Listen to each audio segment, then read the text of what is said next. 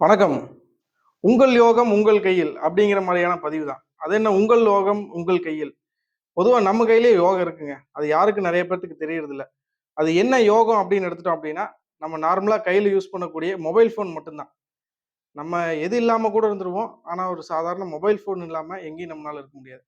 அப்ப அந்த மொபைல் ஃபோன்ல நம்ம பேசக்கூடிய நபர், அதாவது நம்பர் பர்ட்டிகுலரா சொல்லப்போனோம் அப்படின்னா நம்பர். இப்ப நம்மளுக்குன்னு ஒரு 10 நம்பர் குடுத்துருப்பாங்க. அந்த 10 நம்பர்ல எந்த நம்பர்ல நம்ம நம்பர் இருக்கு அப்படிங்கிறது தான் விஷயம். பொதுவா வந்து 10 நம்பர் அப்படிங்கிறது வந்து விதி, மதி, கதி அப்படின்னு சொல்லக்கூடிய ஒரு விஷயம்ங்க. இது நெறைய பேத்துக்கு தெரியாது. அது என்ன விதி? அது என்ன மதி? அது என்ன கதின்னு நீங்க கேட்பீங்க. பொதுவா விதி அப்படிங்கிறது நம்ம சிம் எடுக்கக்கூடிய நேரம் அப்படிங்கிறது நேரத்துல ஒரு 5 நம்பர் நம்மளுக்கு பர்ட்டிகுலர் செலக்ட் ஆகும். அதுதான் நம்மளுடைய விதி.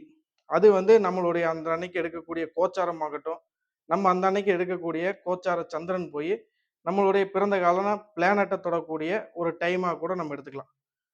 சரி விதி ஓகே. மதி அப்டின்னா என்ன அப்டின்னா, மதி கதி அப்டின்னா என்ன அப்டின்னா, நம்ம செகண்ட் 5 நம்பர நம்ம செலக்ட் பண்ணக்கூடிய விஷயங்கள் தான் இருக்கு. அது எப்படி நம்ம செலக்ட் பண்ணணும் அப்டின்னு நெறைய பேர் கேட்பீங்க. பொதுவா நம்ம வந்து ஃபேன்சி நம்பர நம்ம எல்லாருமே எடுக்கலாம். அது நம்ம எல்லாத்துக்குமே தெரியும். ஒரு 5 நிமிஷம் டைம் இருக்கும். ஒரு 3 நிமிஷம் டைம் இருக்கும். அந்த டைம்க்குள்ள நம்ம டக்குனு நம்பர் சூஸ் பண்ணிட்டோம் அப்டின்னா, அது வந்து நம்மளுக்கு செலக்ட் ஆயிடும். அப்ப அது எப்படி சூஸ் பண்ணணும்? எப்படி செலக்ட் பண்ணணும்? அப்படிங்கிற விஷயம் ஜாதக ரீதியா அது பயன்படுது அப்படின்னா, உண்மையாவே அது பயன்படுது.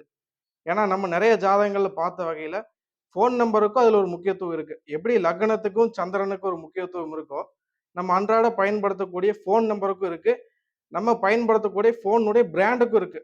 நம்ம வந்து Realme, Oppo, Vivo அப்படின்னு பயன்படுத்துவோம். அப்ப அந்த பிராண்ட் சம்பந்தமான விஷயங்கள நம்ம அடுத்த பதிவுல நம்ம பார்ப்போம். இப்ப வந்து நம்பர பத்தி நம்ம வந்து பார்ப்போம். அப்ப விதி சொல்லிட்டோம். மதி, கதி அப்படிங்கிறது செகண்ட் வரக்கூடிய பார்ட் ஆஃப் நம்பர். செகண்ட் வரக்கூடிய 5 நம்பர். அப்ப 5 அந்த 5 நம்பர நம்ம எப்படி செலக்ட் பண்ணணும் அப்படிங்கிற ஒரு விஷயம் இருக்குல்லங்க. அப்ப நம்ம அத எப்படி செலக்ட் பண்ணணும் அப்படின்னா, பர்ட்டிகுலரா உங்களுடைய ஜாதகத்த எடுத்து, உங்களுடைய லக்னத்துக்கு 2, 3, 7, 11 இந்த மாரியான வரக்கூடிய பிளானட் ரீதியான நம்பர்கள நம்ம செலக்ட் பண்ணணும். அப்ப அப்படி நம்ம யாராவது செலக்ட் பண்ணி பார்த்துருக்கோமா அப்படின்னா, நெறைய பேர் அப்படி பார்த்ததில்ல. காரணம் என்ன அப்படின்னா, நம்மளுக்கு வரக்கூடிய நம்பர் என்ன அப்படின்னா, 555, 222, 777, 222 இப்படிங்கிற மாரி தான் நம்ம ஃபேன்சியா பார்க்குறோம். அப்ப அந்த 555, 222 அப்படிங்கிறது நம்ம ஜாதகத்துக்கு ஒத்து வருதா? அது நம்மளுக்கு நிரந்தரமான ஒரு வருமானத்த தருதா? நிரந்தரமான நம்மளுக்கு ஒரு பேங்க் பேலன்ஸ் தருதா? அல்லது நம்ம ஃபோன தான் பாதுகாப்பா வச்சுக்குதா? நெறைய பேர் ஃபோன் வாங்குவோம். திடீர்னு தொலைஞ்சிரும் சிம் போட்டோனே.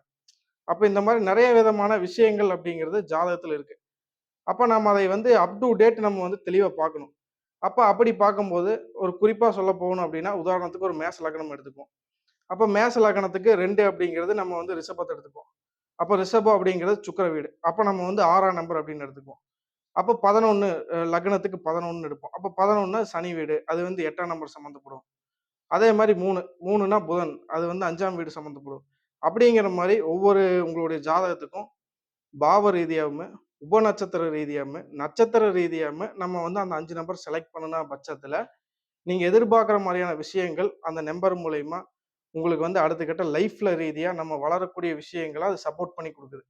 இது எத்தன பேர் பார்த்துருக்காங்கன்னு தெரியல. பட் என்கிட்ட பார்த்தவங்களுக்கு அது உண்மையிலேயே நடந்திருக்கும் அப்படிங்கிறது அவங்களுக்கு தெரியும். பட் மத்தவங்க எல்லாருமே அத வந்து ஃபோக்கஸ் பண்ணி பார்க்கணும் அப்படிங்கிற ஒரு விஷயமாக தான் நம்ம இந்த பதிவு வந்து சொல்றோம்.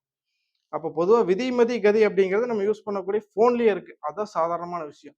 அடுத்த 5 நம்பர நம்ம செலக்ட் பண்ணக்கூடிய விஷயங்கள்ல தான் நம்மளுடைய மிகப்பெரிய ஒரு பொக்கிஷமே இருக்குன்னு சொல்லலாம். தங்கம் எங்க இருக்கு அப்படின்னா, நம்ம கையில இருக்குன்னு சொல்லுவோம். ஏன்னா நம்ம தங்கம் வாங்குறனா கூட நம்ம கையில இருக்கிற ஃபோன்ல தான் ஜிபே பண்ணுவோம்.